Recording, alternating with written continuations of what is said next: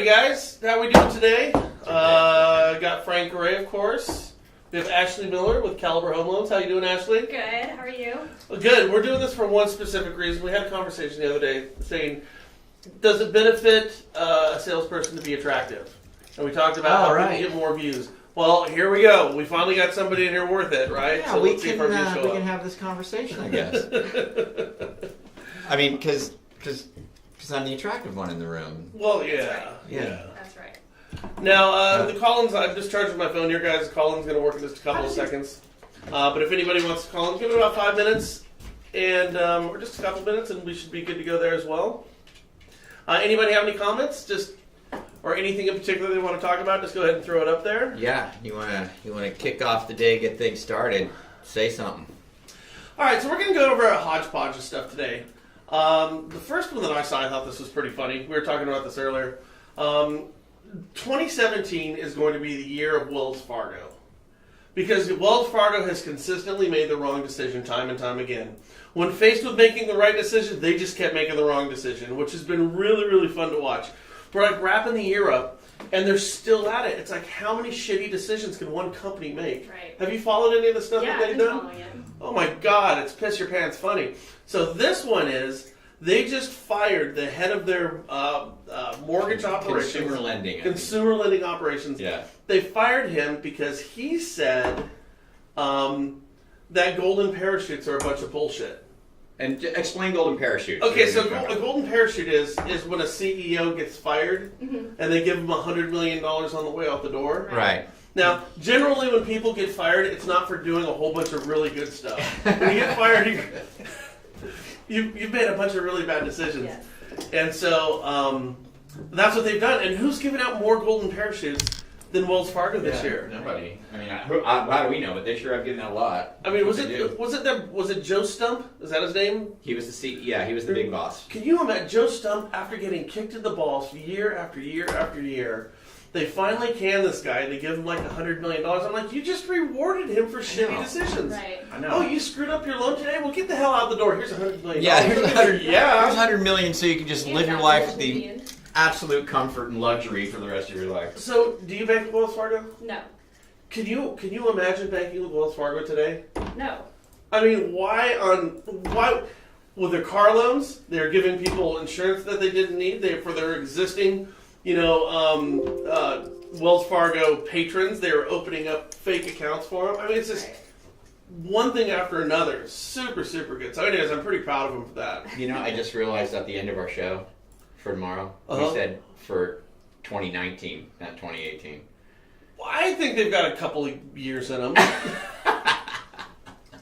Let's see if they have a repeat performance. Okay, so the other thing that we found, and this is, now, actually, the reason why we wanted you to come in here, there's a couple of things, so let's just get to it. We wanted to have somebody who's relatively new to the business, and just see what your experience has been, what has met your expectations, what has failed your expectations, what's been easier, what's been harder. Now, what complicates this a little bit is you're not necessarily new, wink, wink, nudge, nudge. You've been in the mortgage business for quite some time, so tell us about that. Right, yeah. So I have been in the industry for about 10 years, doing everything on the back end. So operations, a little bit of secondary, administration, pretty much everything behind the scenes on what goes into a loan. It's just been this year that I started actually writing mortgages and joining everyone on the front lines, really. So, has your previous experience made the transition easier for you, or was it just like, this is a whole other animal? You know, it had in some ways. I have a greater understanding on what goes into the loan other than just writing a mortgage. However, as much as I thought I knew about the business, there was so much I did not know about how to do loans. So it's been a year of just tremendous growth for me, really, learning something completely brand new. Which was kind of a humbling experience because as long as I had been in the business, I didn't know anything about the job that I had just taken. Right. So what's been harder than you thought it was going to be? You have to put yourself out there now, right? And then it was kind of slow to grow really in the beginning. There's a lot of competition with realtor business and trying to get out there and network with everybody. We've got, in this town, there's a ton of real estate agents and lenders, and they're all going after the same thing. So how do you set yourself apart? And especially when you're a newcomer and people have already established relationships, what can I bring to the table that's better than the person that you've been working with? Right. And how do I gain your trust to give me a chance to show you that I'm better than who you've been working with? I'm curious, one thing real quick. Out of all the previous things you did before you were a retail originator, out of those things, was there any one particular, because you worked in several areas on the back end of the business, is there any particular area that you're working on that you feel was the most benefit to the new position that you have now? Was there, was it secondary, or was it the whatever side you might use, or not? Or would you say, not really? They all kind of contribute. Yeah. I think secondary, because I understand kind of what goes into the loan. I get the why behind it all. Yeah. Operations, probably a little bit. I mean, I understand the team, that no one gets to see, really. I know what they go through day to day as well. But knowing how to do an actual loan, this was all completely new. None of my experience prepared me for that. I saw something that was pretty trippy a few months back. It was Vacaville in particular, our little town here, guys. The number of purchases equaled the number of loan officers in Vacaville for a month. So think about that. So I don't know how many, if there's 100 purchases. 100 purchases and there's 100 loan officers. So when you're talking about what can you bring to the table that's different than somebody else, it becomes really difficult when you have a market that's saturated with a bunch of loan officers. Right. Many of which you know personally because of everything that you had done previously. Yes. So I have a different relationship with my competition. Right. These are also my friends and people I supported for so many years in their roles. And now you're competing directly with them. And now you're going over there trying to take money out of take your business. Steal their real estate agents. Do you ever go in and go, yeah, but I know more than that guy because I was on the backside of things. Now exactly. No, I don't play that way. I'm really smarter than them. No, I don't play that way, But you do have to. I mean, what happens if you have one of your friends, who you've known for the past decade, who's writing loans for another office right now? To let you guys know, when in Vacaville, you were dealing with if there were 10 mortgage companies, 7 of them were related to the company that you're working for at the time, who has since been acquired. So what happens if you have one of your good friends who's working for another company? Now you have a real estate agent that wants to start working with you. How do you deal with that? I actually have not crossed that road yet. Yeah. Well, I'll tell you how to deal with it. How would you deal with it? Take them. That's what I was going to say. Take it. You take it, and here's the reason why. Because your friend has apparently not done enough to maintain that relationship. Yeah. That's the one thing Tim Kearns taught me, and I totally agree with him on this. You are never stagnant in your business. You're never in one spot. You are either growing or your base is eroding beneath you. You are never just fine. Every day you wake up, you got to wake up understanding that you have to, you've already earned that business, but you have to prove it day in and day out. Because, mark my words, somebody's going to be coming after your agents. Right. So now, how long have you been writing loans for? Since February of this year. So real new. Real new. February. Not even a year yet. Okay, and do you have any agents that are working with you right now that you think would call you preferred? Consistently, I have about 5 or 6. That's pretty good. Really? Yeah, these are people I've known beforehand, and then a few that I've picked up. I've probably picked up maybe 2 or 3 brand new people that have trusted me enough to refer business. So how many hours a day are you putting in right now? Because at the beginning you're excited, it's fun, it's new, and so you just want to keep doing it. Then you get older and you're established, and you say, I don't have to work as much. I don't care what anyone says, it's true. Are you working more than you were before, or working less? Weekly, my hours are more. I'm constantly working. Clocking in, clocking out at the office, I'm probably there 8 to 9 hours. But this job doesn't stop when you go home. So I'm always making sure I make myself available, and even on the weekends as well. When I was brand new, it wasn't that it was exciting at all. It was that I was horrified because it was like if I didn't do something, I wasn't going to get anything. Right. So it's kind of what you feel like you I was have to out do. there, man, really tearing it up because I had no other choice. Right. That's where a lot of people fail when they get into the business originally because they just don't go. I told you when I got in. When I got in the business, I was working as a bartender on the riverboats up in Sacramento. And I had a medical bill for like $900, and I remember thinking, I'm never going to pay this thing off. I got a fishing hook that got stuck through 2 of my fingers. And the first month, I closed a couple of deals, and I had 2 or 3 checks. I closed like 2 or 3 deals, and my checks were like $3,600, $4,500, $5,200, and I'm like, what the? I'm looking around like, am I going to get busted for this? I'm like, wait a minute, let me get this straight. my customer's happy, my realtors are happy, and these guys over here employing me are happy. I'm like, oh my God, I couldn't believe it. It just became very evident I needed to get more of those paychecks. And I loved it. I mean, what I really like too is I like the interaction, the voyeuristic nature of being able to delve into somebody's life. You know, and then when you're younger, you've been at this a decade. Yes. You know, when I started writing loans in my 20s, I'd be talking to people my parents' age or, you know, even older, and they're divulging all their personal shit like I'm a shrink. You learn so much about a person when you start writing a loan for them. Oh, yeah. Oh, don't you? Yeah. And it is weird to be young, because I got in the business quite young, too. I was in my early 20s when I got in as well, and you start talking to people in their 50s, you know, and getting into their finances and all this stuff and trying to get them a loan. It is a really weird scenario. It's very strange. Yeah. And by the way, anybody out there right now, if you've got like a great story from when you first started in the business, give us a call. Share it with us at 707-330-1272. We'd like to hear it. It's a fun road, though. So is it a good decision for you? I think so, yeah. Let me ask you this. Are you making more or less than you were making before? More. And I've got to assume that you were probably paid fairly well. We don't need to get numbers. Yeah. But Yeah, I had a very comfortable salary. And so you're making, did you have medical then? Mm-hmm. Do you have medical now? Yes. Do you have medical through your mortgage company or? Yeah, through a mortgage company. Through you, Through- not through your spouse. No, through Caliber. So Caliber, all right, well that's good then. Yeah. So are you making a lot more or just a little bit more? I'm making more. So did you trade the car in yet or not? Not yet. That's next. All right, what are you getting? Wait, hold on. What do I want or what am I getting? What are you getting?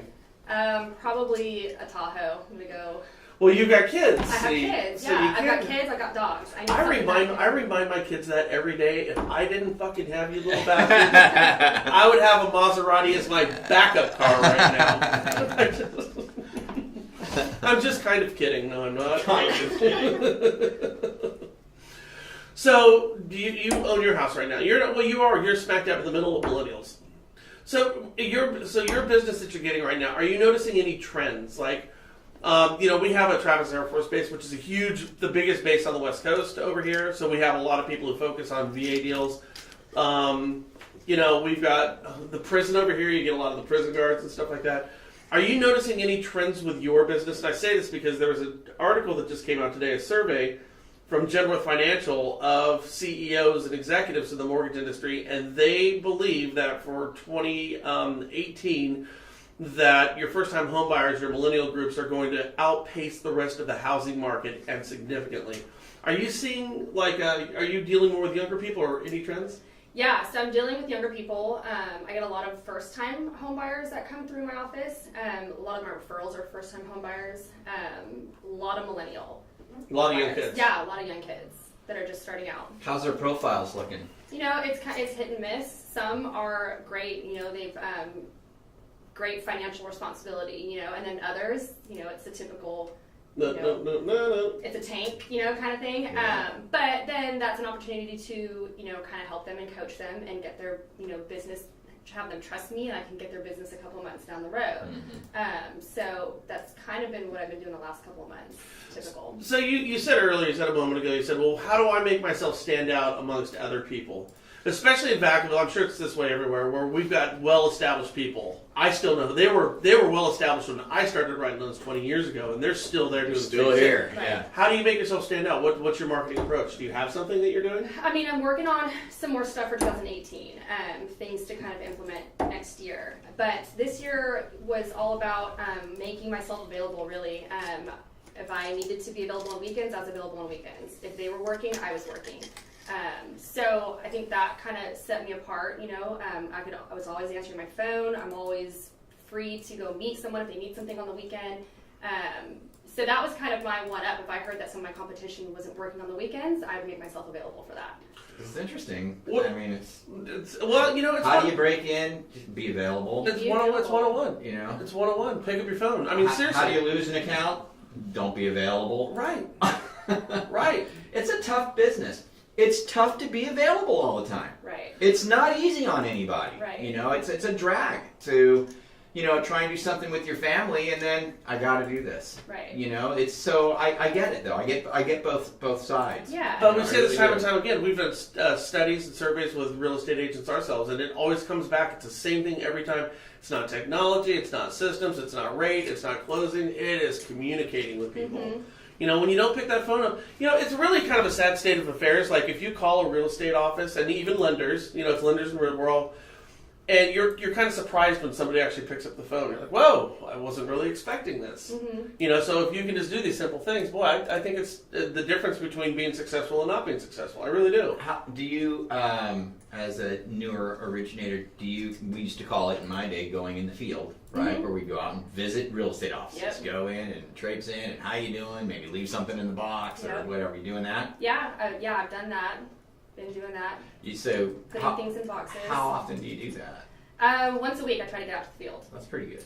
Yeah. Not bad. Now, what about with technology? I would assume that you're probably better at technology than some of our older counterparts out there. Are you using any type of technology with marketing, or are you just kind of, I'm just hitting the ground running right now, I'm new at this, I'm going to kind of not deviate from what I have in front of me? Yeah, so I've embraced technology, some of it, some automation, things like that. But as far as what I'm putting out there, it's just old school way of doing it, making flyers, putting together packets and things like that, just doing it really just by hand, something that I could just hand over to that person. So more of the face-to-face. Face-to-face. Than the, I think I'll just email 150 agents right now. Right. Have you ever done that? No. Oh, okay, so you haven't even tried that? Mm-mm. Okay. Well, what's the number of units that a loan officer has to fund consistently, okay, in order to be deemed a successful LO? What's the number? If you're doing, as an individual LO, if you're doing 3 to 4 deals per month consistently, I would say that's a successful LO. I would say, having been a branch manager and a owner of a company, if I had 10 guys and all 10 of them only did 3 to 4 a month, it would have been a very happy experience. Yeah. But it wasn't that way. It was always, I had 10 guys, I had 2 guys that were doing 7 or 8 a month, and then the rest were hit and miss. They'd have one here or there, knock off one here or there. That's how it kind of seemed to be. So yeah, 3 or 4 a month, I would say that's probably a pretty good number. Are you doing that right now, do you think? 3 is pretty consistent. A half a year and you're doing 3. Sometimes less, but 3 is pretty consistent. Which is, having been in for 6 months, that's an overwhelming success. Yeah, for a newbie, averaging about 3 a month is pretty good. Especially given all of the things that you had to overcome that we just talked about. Right. You're new. Everybody out here is established. Right. To be able to come out and chisel your way into that and walk out of it on the other side with a few deals a month, it's pretty notable. Yeah. Are you doing any refis? I am. Okay. Mm-hmm. Yeah, I'll do it all. Well, I know you will, but right now, are you do still it all. getting some? Do it all. Just give it to me. Yeah, I've got 2 right now that are going. Yeah. How about we did a show recently on HELOCs, line of credits, and how they're supposed to be just huge this coming year. There's supposed to be a huge market for it. Are you dabbling in that at all? Not yet. So we don't have a product for that for a standalone, but we're getting it. Yeah. So not yet. I've not done that yet. It's interesting. We did do one of these on HELOCs. How we saw that the numbers are supposed to double or triple or quadruple in the next 2 or 3 years. Yeah. The reason is very simple, as we talked about. Everyone's got these 30-year fixed rate loans at 3.5, 3.25, 3 and 5/8 and shit like that. Who's going to refi that? Who's going to refinance out of that? But the other part of it was, if you remember, since then, subsequently, shit has changed as it always does in this industry. The House tax bill just went through. Right. And the House tax bill, if this becomes a law of the land, you're no longer going to be able to write off any of your interest on your second mortgages. And that was a big thing to do because you would get that second, pay off other debt that you couldn't write off, and at least you got to write off the interest. You got to write it off. Yeah, you use your second like a credit card. Yeah, but now you can't. Well, now you still can, but we'll see what actually goes through. Right. Still got a long way to go before that's the real deal. Can I ask you another question? What about so your book of business as a young newbie out here, is it primarily the conventional 30-year fixed, FHA 30-year fixed kind of book of business? Yeah, what's the breakup? FHA, majority, and then some conventional. Some conventional. Yeah. Are you considering, as you grow and expand, looking at niching out at all, looking into some non-QM stuff, maybe some reverse, anything like that? Yeah, it's always, in the back of my mind, what can I hone in on and become the expert? But I'm still kind of in a phase where I'm still growing and learning the business as a whole. Getting real good at this piece. Yeah. Right. Yeah. So, that's my plan, definitely, is to become the local expert in something. Yeah. Find some sort of niche-y thing Right. and go, I'm awesome at everything, but I'm a master at this. You know what? I mean, everybody's doing the veteran thing right now. And by the way, which is a great thing. It's an honorable thing. It's not a knock. But, helping the vets. My whole thing is, why not help the seniors? Senior citizens. You got seniors who are vets. Find out all the stuff you can do with seniors and become the expert on that. We look at reverse mortgages in particular is one that, we hear a lot of people say, well, the reverse mortgage market, it never hit. It's like, yeah, it never hit because we're shitty at messaging this and the benefit of it. Government insured loan. Yeah, a government insured loan. Yeah. Did you know there are 10,000 people turning 65 every day? Right. 10,000 people every day of the week. In Vacaville, I was talking with one of these home care nurses, and she says that 75% of her business, they own their houses free and clear, and the biggest problem every one of them runs up against is cash flow. Okay, so 75% of your market, they own their house free and clear, their biggest problem is cash flow. It's got reverse mortgage written all over these damn things. What I don't understand is why doesn't somebody, and we've done this before, but why doesn't somebody in Vacaville go to these home care outfits, for which there are 9 in Solano County. Mm-hmm. Okay, there's 9 of them. And each one of them services 40 to 80 groups of senior citizens at any time. There's like thousands of senior citizens who all own their houses free and clear who could do like a HELOC or a HELOC purchase. There's tons of money in that. Heckams. Right. Yeah. Oh, Heckams, excuse me. Reverse mortgages, Heckams. Right. Home equity conversion mortgages. I always thought that would be a great thing to do. Well, something like that. I'm convinced you're the one who brought the Heck and Purchase to light for me, because you were talking to Martin Andelman about it, and then you were like, wow. Oh, it's great. And then, so now I've been really looking into it, because we got a new sponsor. We've got Liberty Home Equity, and in fact, we're doing a webinar on the 29th of November on the Heck and Purchase, how the Heck and Purchase works. I'm convinced that when I move, I'm 55 now, within the next 10 years, I'll probably make a move, right? And when I make that move, I'm convinced that'll be the last house for me, right? I really want to look at, when I make my next move, I don't want to do it again. Hey, you better get there first. Yeah, right. Yeah.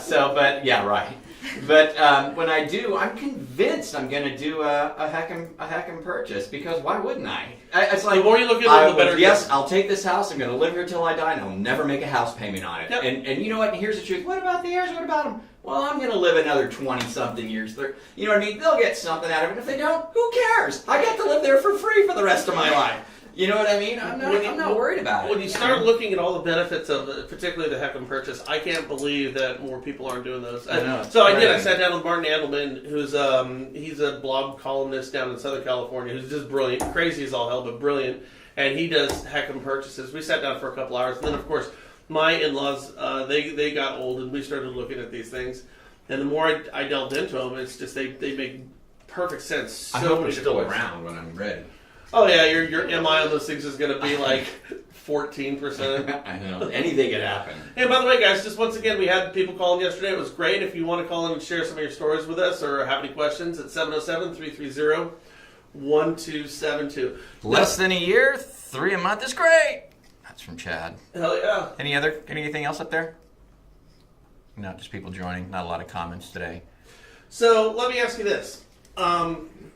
You've been with the same company from its inception. From the get-go, yeah. And I'm not trying to get anybody in trouble here. We're not going down that road. But do you know what other companies offer? And have you ever thought, let me word this the right way. Are there things that you are looking for now that you've gotten a little bit established that you say, this is important to me. This is what I want. And it's not necessarily that you're not getting it, but you have commission splits, you have support. Maybe you want a family environment. Maybe you want a company who's committed to technologies. What are the things that are now becoming clear to you that are important to you as a young and new originator? That's a good question. Yeah, I think ultimately support. Having access to my management team at any time of the day, who I work with, he's been really integral in helping me grow my career, and he's someone who is always going to be a resource for me. And to me, it's most important to have that type of support backing me. Being brand new, I have plenty of opportunities to fall flat on my ass. Sure, and you will. And I have. Yeah. There's definitely been some growing pains this year. But the one thing I think that I don't think I would get anywhere else is that support that I get from, my whole team over there at that office, on the management team. They drop everything and come to help me when I need it. That's good. And I think that the roles I held prior to this position have played a huge part in them being so supportive towards me. But that's not something I'll get anywhere else. Being able to pick up the phone and get the VP on the phone, right away. So above everything else, you would say that's the most important thing? For now, yes. I've been exposed to a lot more now in my current role in the industry. So of course I hear what's going on with other companies and who's doing what. I feel like I have a pretty good pulse on what's out there.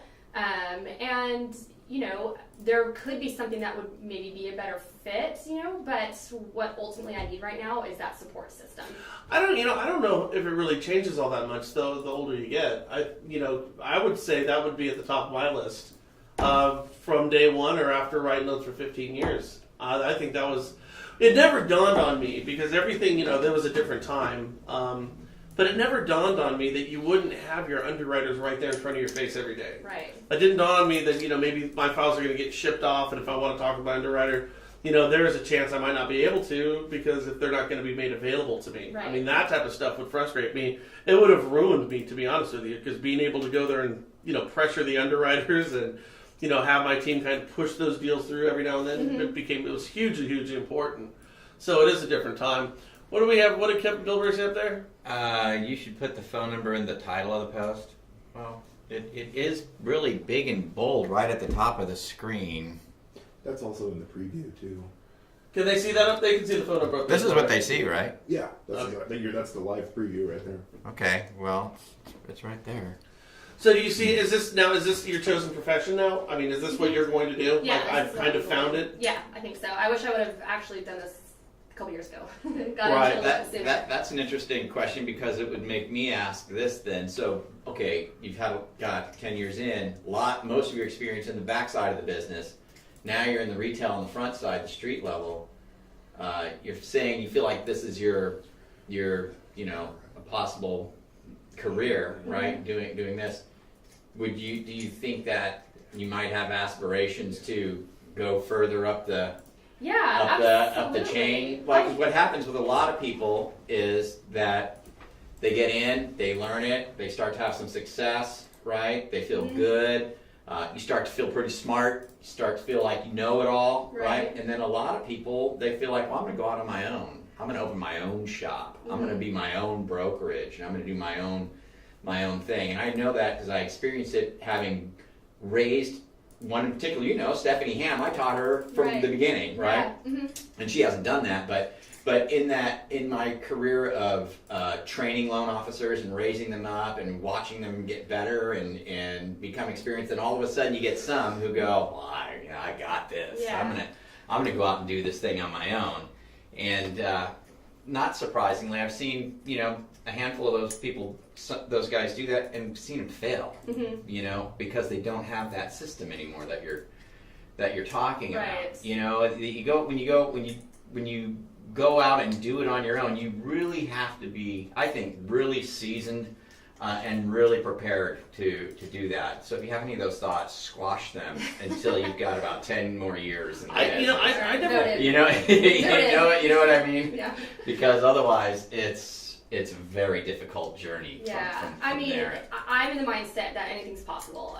I'll do loans for as long as it keeps me fulfilled. I constantly want to be growing and I constantly want to be challenged and so we'll see. I think this is the perfect fit for me. I don't see myself making a change in the near future or the next couple years even. But word of advice to you, we'll see. And maybe you're already doing this, right? Try to find a way to save your money. What's the loan officer's law? What's the loan officer's prayer? Dear Lord, please give me one more good market, and I promise I'll save some next time. Oh my God, is that It's so so true. easy to burn through money, man. Yes, I know. And there's a lot to be made, I know. and it's just amazing how easy it is to just burn through it. Yeah. You know what I mean? And look back on it and go, how the F did I spend $300,000? Right. You know what I mean? But you do. Yeah. You do. Well, yeah, like I said, when I was working on the riverboats, I was probably making $18,000 a year. The next year, I made like $250,000. I was broke both years. Right? How does that happen? Yay! So another advantage of me working in the field I worked in before is Yeah. I saw all y'all going broke. So Yeah. I It's learned, true. You watched it I all. learned my lesson. Yeah. We were all storming around So the office, I and you knew were what watching not it. to do. So, I don't know if I should. I'm going to say names. It doesn't matter. I was talking with a friend of mine, Johnny Fowler, and he was talking about processing Love or, Johnny Fowler. or underwriting. Johnny's a great guy. Processing or underwriting, and he said there was some processor somewhere. I don't even know if it's where he was at right now. I think it was years ago. Who was bitching about how much money the loan officers were making, and he goes, "Well, then go do it. If you want the money, then go do the job." You know, Right. but if you're going to do this job, then you're going to do this job. You know, and this is what this pays, and go do that. If you want to go put your neck over the chopping block and see if you've got what it takes to make it, then by all means do it. So, with that said, kind of in line with what Frank was just telling you, so you got to see loan officers for the past 10 years. Did you think they were a bunch of prima donna dumb shits? Yeah, Some, this is good. not all, some. Let's get down to this dirty business. Yeah. Oh Did- God, did it's you? getting hot in here. Did you think they were a bunch of overpaid prima donnas? Some, yes. Now, has your opinion changed at all? No, some are still like that. I mean, no. Yeah, I can see that. But so it's just the same. There's still some, but you don't have any different opinion of loan officers now that you are one. I mean, I can now empathize a little bit better than I could before, you know, when I would get one of them calling me up, you know, in a panic about something that from my point of view, I'm like, you could control this. I don't know why you're calling me right now. You know, so I'm seeing it from a different side. I think I can empathize a little bit better, but they're just...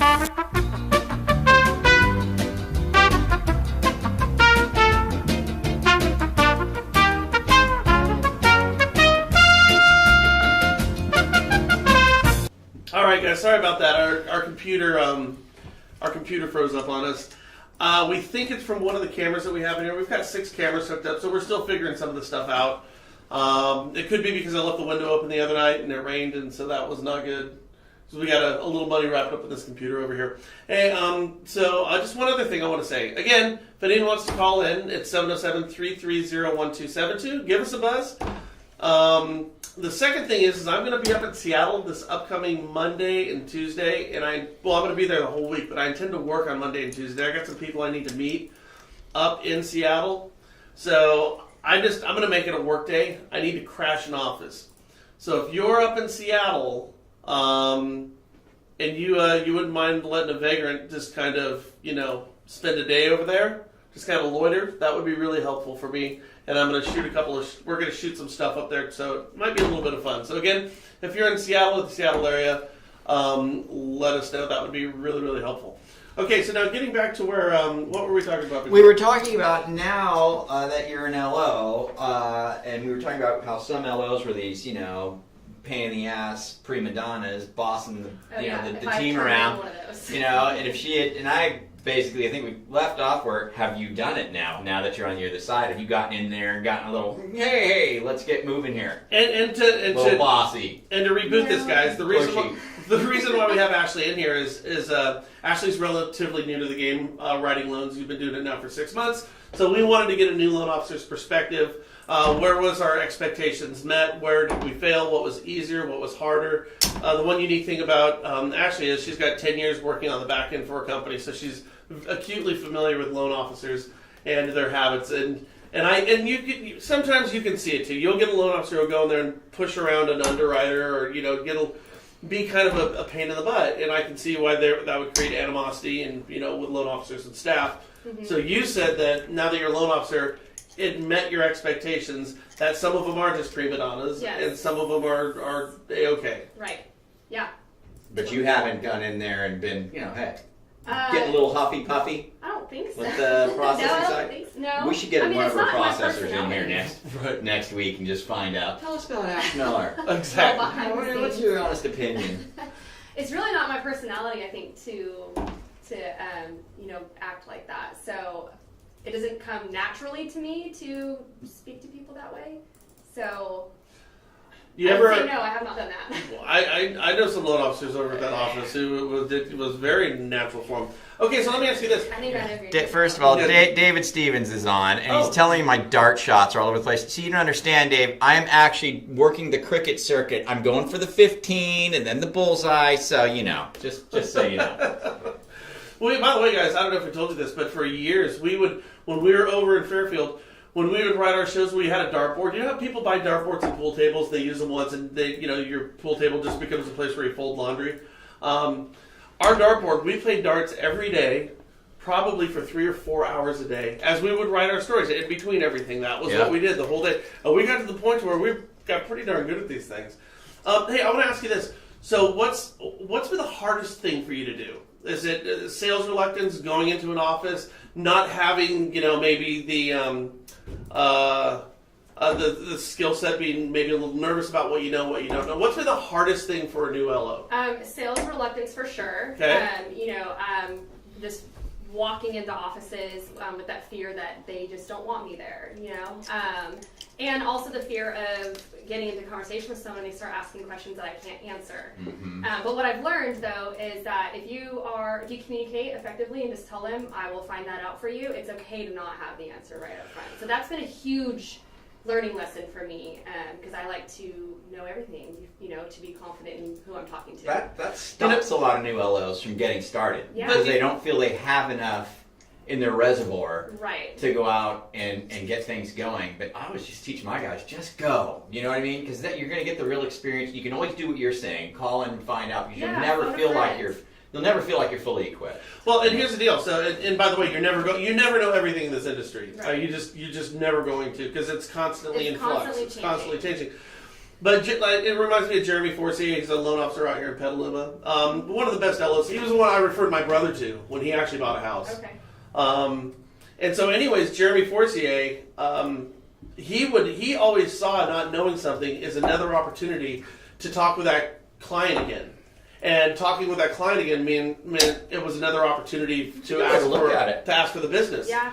Hey, I don't have, and he would. I saw him do it in action. Hey, I don't have that answer in front of me, but what I'm going to do is I'm going to hunt that down and get back with you later on today. Is that okay with you?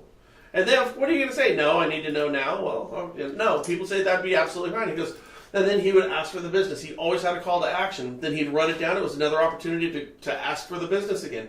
Me and Frank went and sat with this guy. I shit you not. This is one of the top producing loan officers in the country, and he works for this small company out in Petaluma. Mm-hmm. I think Petaluma. Do you know him? I'm familiar with him, yeah. Yeah, Well, Petaluma. you remember him from the old days, Right. Because he used to pop in. And, Yeah. yeah. So he all he did, his whole marketing strategy was just constantly asking for the business from the beginning of the transaction to the end of the transaction. Mm-hmm. And he would tell him up front, he goes, I make a living doing this. I'm going to be the best loan officer I can. I'm going to help you as much as I can. And what I want in return is a referral from people that who should buy a house. Right. Who would be better off buying a house. So he'd let him know up front. And every time he spoke with everybody on the phone, he always asked for the business. And at the end of the day, so he's calling, at the end of the day when we were there, we just followed him for the whole day. He had more clients at the end of the day than the beginning. And that's what he did every single day. There was one time, we have a funny story about him. He was calling a guy to tell him his appraisal didn't come in. Right. So he's basically calling him up saying, hey, On a refi. your deal's blowing up. It's dead. Yeah, your deal's dead. And he asked for a referral, and he got a referral. In front of us on the speakerphone. He called a client telling him his deal was dead in the water, and he ended up getting another client out of it. Wow. It was interesting because he said, hey man, appraisal came in low. He says, I got a couple options. He goes, I can fight the appraisal. He says, but my experience is nothing's going to happen. Mm-hmm. He says, or what I can do is I can go through and try and restructure it, see if there's maybe something else I can do. So Right. he didn't necessarily say Right. there's no hope. But he said, Well, I can look at it and see maybe there's something we can do. He goes, what would you like me to do? He goes, well, I guess see if there's something else you can do. He goes, Yeah. okay, great. Before I go, I just want you to know we're having a little contest in the office here. I'm trying to do more business than anybody else. Is there anybody you know that I can talk to, maybe do a purchase refund? He goes, yeah, man, I know this guy, my cousin or my brother. I can't remember what it was. He goes, oh, what's his name? This number. He goes, great, man. I'll give him a call. You know what's going on with him. Appreciate it. Get back to you on your appraisal. He And goes, our jaws "Thanks." are on the ground. I know, we're like, Well, I'll tell you. you're killing a deal and getting a referral. Amazing. I'll give you my story. And this again, he's quite remarkable. But what I really want to get across to everybody is he wasn't remarkable with technology and funnels and systems and flows. he was blocking and tackling. He was great at the fundamentals, and that's just what he did. So I guess I referred my brother over to him. So he would call me up occasionally, and he was basically, because I was on his call list. You're going to get a call from Jeremy. How are you doing? Because he was asking for the business. So anyways, I was driving up to Seattle, as I do. It was right around this time of year. And I get a phone call, didn't recognize the number, pick it up, it was Jeremy Forsey. I'm like, hey, bud, what's up? How are you doing? Do you need something? He's like, no. He's like, hey, I just wanted to give you a call and say thanks. I ran into your bro today. I talked to your bro today. When somebody says that, when somebody says I talked with your bro, you're thinking, which is it Frank? Yeah, is right. it, Yeah. And I go, who did you speak with? And he goes, Scott. I'm like, you spoke with my biological brother. Yeah. I go, why would you talk to Scott? He goes, well, you referred him over to me. And that makes sense. I would have referred, like, of the LOs I know locally, he would be one of a handful. Right. And so I go, oh, okay, great. He put an offer in. My brother didn't tell me. He did. So I call Scott up afterwards. I said, hey, you put an offer in on a house? He goes, yeah.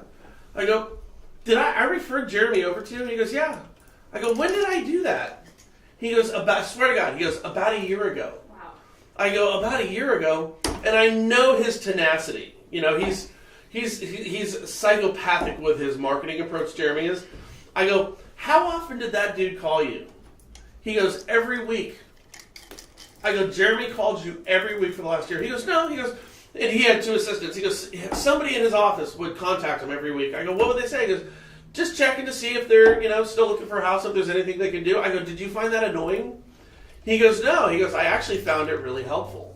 My brother's kind of a quiet guy. We're yin and yang, big time. So when we start, as a salesperson, we start thinking about our role. And, when you're calling up people who aren't necessarily in the house, I would have this happen to me sometimes. It's like, I don't want to be bugging this person. Right. But what you think, what I thought would be an annoying behavior is something that was actually appreciated. Helpful, yeah. So when you're going into these real estate offices, the concern is you're showing up looking like you're somebody asking for a handout. Right. Because you're all selling the same meat and potatoes. Right. You're all doing Fannie, Freddie, Ginny shit. It's all the same. It's all priced the same. All your products are the same. Right. I don't care what the rate is. I don't care if you're great with communication because everybody says the same crap. So the hard thing is how do you distinguish yourself? Exactly. So is there anything in particular that you're doing? You said you make yourself available? I make myself available, but I'm also, the people that I'm working with, I'm getting to know them on a personal level. We've built a relationship outside of work, and it's never started with work. It's always started on a personal level. I get to know their family, their kids. Would you say you've gone down the traditional lines of getting slaughtered at Merchant and Main with these people? I buy them drinks. Getting to know them process. Yes, the that's traditional the best way to get methods to know of just, someone, right? yeah. Get them sloshed. Though it might not be compliant though. We might be getting you in harm's way. RESPA violation. You can buy a round of drinks. And by the way, a round of drinks at Merchant Main is going to cost you a lot of money. I'm not depending on the paying crowd. anything. Oh yeah, exactly. So you're working with all guys, is what you're telling me. There you go. Answers that last podcast Well, that's fantastic. question.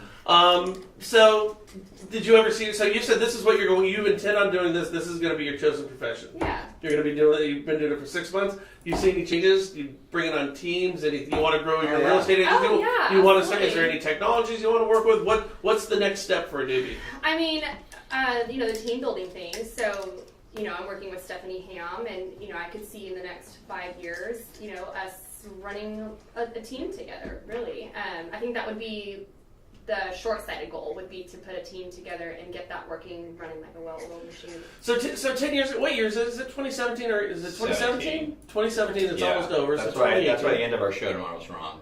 But that's okay. Oh, that's okay. Well, like I said, we think Wells Fargo is capable of making bad decisions for 2 more years, not just one. I say we run with it.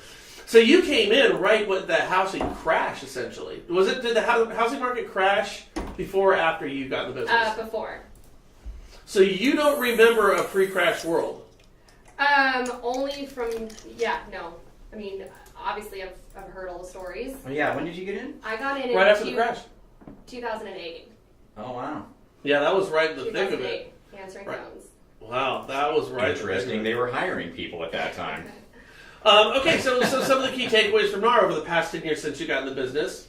National home values have surpassed the pre-recession peak in April of 2017, which is pretty interesting if you think about it, isn't it, though? Mm-hmm. I mean, 10 years removed, we're still talking about home values not necessarily being where they need to be. We're still talking about foreclosures. You still hear people talking about. I saw there's a commercial for a TARP program, and I'm like, who's doing this? Our foreclosure levels are lower than they've ever been. I think I saw something from Black Knight that says since we've been keeping track of the number of foreclosures, they're lower now than they have ever been.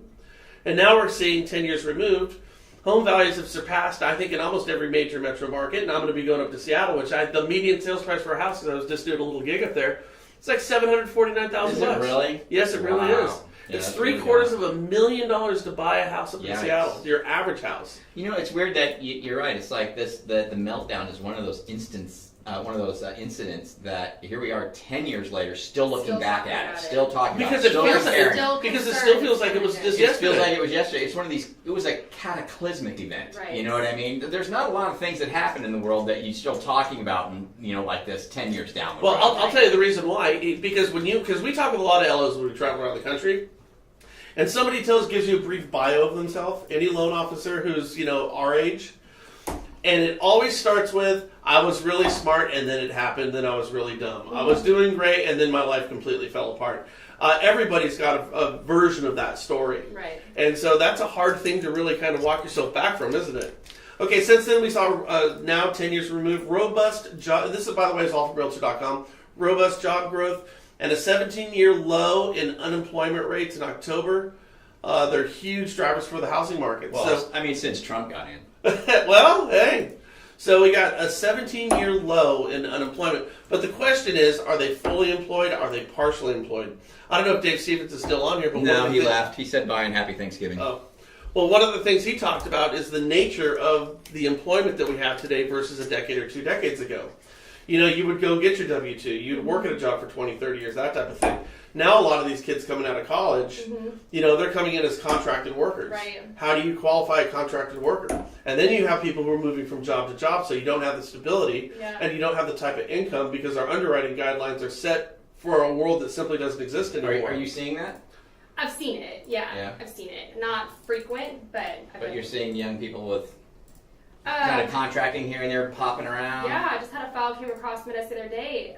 He's a contractor. He's in the entertainment industry. He does the camera work and stuff like that. And he's an independent contractor, and he, at any given time, has 7 different jobs. Wow. So super fun file to be working on. Yeah. Well, but that's he goes where the money is and where he's needed. Yeah. So interesting. How old's that guy? Do you know? If I remember right, I want to say he's probably 30. Yeah, so he's right there. Yeah. Huh. Well, we talk about a lack of liquidity in the mortgage market. This is the reason, because these type of programs don't exist. If we have it's on my computer. I can't show you. But if you look at the credit availability index, it literally looks like this. Okay, here, and so you have a graph of the past 20 years, and then you have credit availability, and it goes like this. It goes like this. It literally, so right there, that's your 2008. Right. Your credit availability index is based on a number of things, not just what the rates are, the type of programs, the terms that you get for these things. We don't have the products anymore, so you get that self-employed person, that 1099 person who's jumping around, who makes good money, has money in the bank, but we just don't have the programs. That needs to come back. All right, the third point from Realtor.com: housing inventory is struggling while the construction industry continues to experience labor shortages. Again. I remember we did a story a couple years ago on this. The state of Colorado, they put $30 million aside to train people how to swing hammers, knock tin, and do plumbing. So we have a labor shortage right now. Okay. You can't build homes. You can't build. So we're not building enough, and we just don't have enough people selling homes. Yeah, and then we had these massive hurricanes that have wiped out 2 states. Yeah. Again, Houston, the 4th largest market in the country, the entire state of Florida. And we had a housing shortage a labor shortage going into it. And now we have an administration who says we want to build a wall up and keep illegals out. The truth of the matter is, I don't give a shit what anybody says here, is we are dependent on that illegal workforce to build the houses in this country. If you go to any work site 10 years ago, all those guys swinging hammers were here illegally. Again, do something about it. I get it. But boy, we are not answering the problem with a workable solution. I just think that we're in a really weird spot post-crash because a lot of the people that came out of the crash, right, are in my age bracket or Brian's, 40s, 50s, who are homeowners, came out of that. And I think the mindset of a lot of people now is, I got my loan again, I got my house again, I'm just going to sit still. I'm not going to go anywhere. So this is going to contribute to the lack of inventory, right? Yeah. And then you couple that with, builders not having enough labor to build. So we've got, and we know this from all the other reports that we see and we report on all the time, any survey that gets done, you're going to have the younger first-time home buyer demographic saying, I want to buy. I'd like to buy. I think it's a good time to buy. You know what I mean? But there's just nothing to buy. Right. And so I just don't know what is going to be what outside force, if there even is one, is going to come in and change that. What is going to change the mindset of us to say, I think I will sell now. I'm farther enough from the crash. I think I will sell. Brian, Baby boomers are going to start dying off. That's what it is. Death is going to change it. So as people start dying off or moving into going into assisted living facilities, we're seeing it right now, dude. We're seeing it right whatever. now. My in-laws, baby boomers, the largest pool of new births this country had ever known up until I think the millennials. Yeah. Right. The baby boomers, they're all in their 70s right now. Yeah. This is my mom. This is You're a tweener. I'm a boomer. Technically, I'm a boomer. I'm 62. You're a boomer. Okay. Yeah, but I'm a young boomer. Jen's parents. Yeah. They're selling I told you they just sold their house up in Seattle. Yeah. They sold it because they had to. You're going to start to see and I don't mean to be macabre about this whole thing, but you are going to start to see a lot of these baby boomers dying off, and those homes and that equity is going to start to get tapped by their kids and the other generations. Yeah. I think that's going to be the next big move there. And just to clarify, I was born in 62. I'm not 62. Okay, so now, in a decade since, this is according to Realtor.com. This one might be a little controversial. Poor lending standards were addressed, and originators are now required to show proof that a borrower can repay. It's true. Yeah, it's true. But this whole ability to repay thing it's kind of like, after the crash, and all you were doing is Fannie, Freddie, Ginnie, the ability to repay is in there. It's a full documented file. Right. Yeah. The ability but even your non-QM stuff still has to go through ATR. Now, let me ask you this. On the ability to repay, how do you guys, if you have a stated income deal, how are you looking at, do you have a ratio that you're going to? I'm not doing stated income. Huh? Yeah, you're not doing any non-QM. Mm-hmm. You're not doing any non-QM. Mm-hmm. Now, do you think that you're going to need to do non-QM? If I have to, maybe. But I'm not doing that. Would you do that? I don't know enough about them yet to go down that road. Well, I think Dave Stevens, who was just on there a couple of moments ago, he said what we need to see, the Mortgage Bankers Association, this would be their stance since he's their president, is we need to see more non-QM loans going in. And here's the problem with a lot of smaller, regional banking operations. They don't want to do anything if it's not on their lines. Right. And the problem is their lines are just meat and potato type of stuff. Right. We need to start doing some off the beaten path type of deals. And we are starting to see some of them come in. Well, they said at MBA, one of the takeaways was that, non-QM is going to more than double in 2018. But here, can I? All right, I'm going to be a little controversial here. So it says, this according to Realtor.com, poor lending standards were addressed. Okay, do you know what poor lending standards are? Shitty profiled borrowers. You know who are shitty profiled borrowers? People who don't have money. Because people who don't have money are going to more often pay their bills late. It's not being a jerk about this, it's true. If I make X amount of dollars and I have something that comes up, like my kid needs to have a couple fillings, or, I want my kid to play soccer like everybody else's kid, but that $600 is going to be a whole bunch of money. What did he say? Student loans. Student loans are killing the millennials when trying to get finance. And the fact that they don't have a house to buy. Right, but Grant, I want to address that here in a second. But so when they say poor lending standards were addressed, what that means is, what really happened is poor lending standards need to be addressed. That means low and moderate income people were nixed from the home buying process. That's what this really means.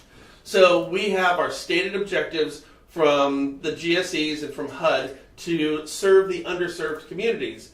the low and moderate income folks out there. But those low and moderate income folks out there are these poor standard people. So you can't have it both ways, that type of thing. As far as student loans go, I've kind of looked at this. I think we had Grant up there who's talking about them. Yeah. We've always had student loans, though. It's not, like, it became the topic of discussion about 6 years ago. It's true. Well, but 20 years ago, I had student loans. Right.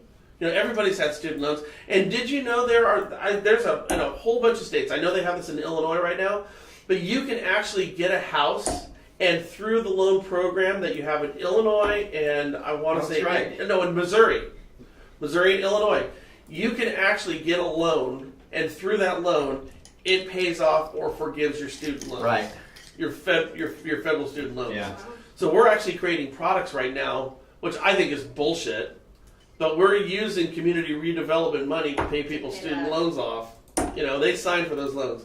But I mean, Grant, I get what you're saying, and I know that people are borrowing more on student loans than they have in years past, but my question is, why is it just as in recent years? Why is it an issue now? It's such a big deal now. It wasn't a couple of decades ago, right? I mean, I don't think that the student loans are any more expensive today than they were back. In fact, they're cheaper, right? Aren't they less expensive? Maybe it's the amount that they're taking out. And here's one of the big problems with student loans, is each one of these states, here's what schools are doing right now, guys.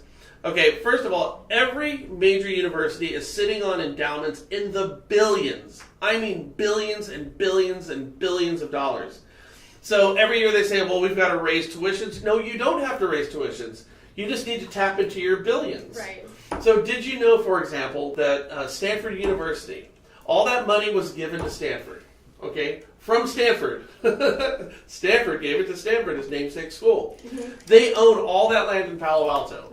This is the heart of the Silicon Valley. This is where the Facebook headquarters is. This is where Tesla is. This is where Apple is. This is where Google is. This is where the median sales price for a house, if you look at Atherton and Menlo Atherton, it's north of $3 million. Stanford owns the whole fucking city. Now, the thing is, they can't sell any of it. If any land is sold, according to the trust that they're in, all the land is liquidated. So Stanford owns it, but they can't sell it. But you know what they can do? Charge rents. They own every building everywhere down there. Do you have any idea how much money Stanford has? Stanford doesn't need to charge any student $1 damn, and they would still make money. Right. So jump into some of these endowments are what you really need to be looking at right now. That's the huge issue. Hey, anyways, by the way, if somebody wants to give us a call, 707-330-1272. We're going to be wrapping this up here in just a couple of minutes. Again, if you want to be a part of this, participate with our daily little video podcast that we're doing here, just reach out to us. We'd love to hear from you. We love it when you guys call in. It makes this a hell of a lot more fun for us. Make sure you like the page so when we light up every single day at 11 o'clock Pacific Standard Time, you'll get a mention so you'll know to come back here. We're trying to bring out a bunch of interesting different speakers as we did today, Ashley. Thank you. And with that said, anything else from you? I don't think so. I think it was a great podcast. Super glad you popped in. Me And too. Thank you. Finally felt pretty comfortable there and had some great conversations with you. That was fun. Thank you. It was really fun to explore the mind of the new loan officer with you. Yeah, it was great. Rookie. You going to come back and do it again? Yeah. For It's sure. fun, huh? Totally fun. You know, we're going to start. I know what this is going to turn into. It's going to turn into darts and whiskey and music. There's nothing wrong with that. There's nothing I'm wrong kind with of that. surprised we only did the darts. Yeah. Well, we're trying to get the fan base built up a little I first, got Ash. you. So anyways, guys, thank you so much. It's been wonderful. We hope to see... Oh, by the way, I will be broadcasting from Seattle for a podcast next Monday from one of your offices. I don't know which one it's going to be, but if somebody has an office somewhere in the city of Seattle that I can go ahead and crash and hit your broadband, we'll be doing a podcast from your office as well. It's your birthday? Huh? Oh, on Sunday. Who said? Oh, thank you, Joe. Sunday. Oh, Sunday's your birthday? Mm-hmm. Oh. well, good You're deal. like 22. Yeah. 25. Turning 25. All right, guys, thanks a lot. We'll talk All to you right. soon here. That was awesome. All right, bye. Bye.